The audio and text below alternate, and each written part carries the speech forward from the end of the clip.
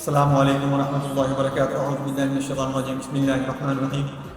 آج میں آپ کو خوابوں کی تعبیر میں بتاؤں گا۔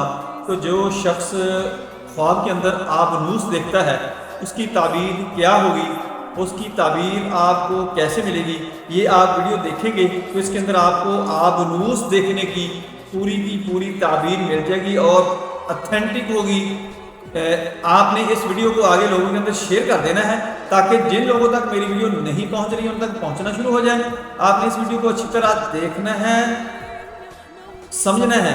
آپ کو خواب کی تعبیر دیکھنی اور سمجھنی آ جائے گی، آپ کو بہت زیادہ فائدہ ہوگا۔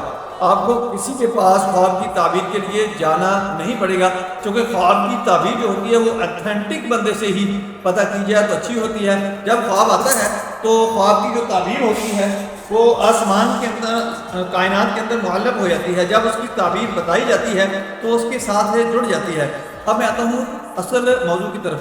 آبنوس خواب کے اندر دیکھنا، حضرت ابن سیرین رحمۃ اللہ علیہ نے فرمایا ہے کہ خواب میں آبنوس کو دیکھنے والا اپنے کام میں سخت مضبوط ہوگا لیکن مالدار ہوگا، کنجوس ہوگا یعنی بخیل ہوگا، اس سے کسی کو فائدہ نہیں پہنچے گا۔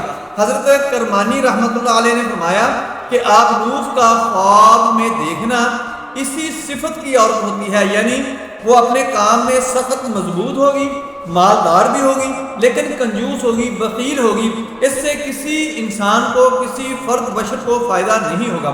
حضرت جعفر صادق رضی اللہ تعالیٰ عنہ نے فرمایا ہے کہ خواب میں آبنوس کا دیکھنا، وہ بھی اسی طرح کی تعبیر بتا رہے ہیں کہ یہ مرد ہوگا یا عورت ہوگی، وہ اپنے کام میں سخت مضبوط ہوگا یا ہوگی، اور مالدار بھی ہوگا یا ہوگی، اور اس کے ساتھ ساتھ وہ کنجوس یعنی بخیل ہوگی، اس سے کسی فرد بشر کو فائدہ نہیں ہوگا۔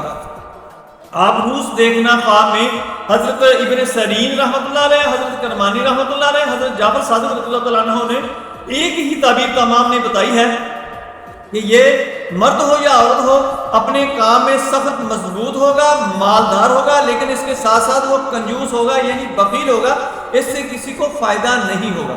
دوستوں میری ویڈیو پسند آئے اس کو لائک کریں، دوستوں رشتہ داروں میں شیئر کریں، بیل آئیکن کو پریس کریں، میرے چینل کو سبسکرائب کریں۔ اپنا خیال رکھیں۔ اللہ حافظ۔ السلام علیکم ورحمۃ اللہ وبرکاتہ۔